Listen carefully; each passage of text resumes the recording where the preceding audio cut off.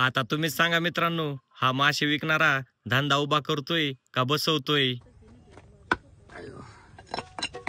अरे हा बोला बाबा. कसं आहेत मासे? मासे बरं आहेत की. बरेत. अरे कसं डझन आहेत? हा, डझन? हा अहो डझनाव नसतात, मासे किलोवर असतात राव. बरोबर आहे. कुठं आलाय बाबा तुम्ही? हे काय इथं उशाला राहतो. उशाला काय उसत राहता वय? उसत नाही तर तिकडेच्या उशाला. अहो पायथ्याला असतं, उशाला असतं का ते? हा. डझनाव मासा असतात का किलोवर असतात? बोला. कसं किलो दिलं मासे? 150 रुपये किलो दिलं. 150. म्हणजे मग एक मासा कसा पडेल?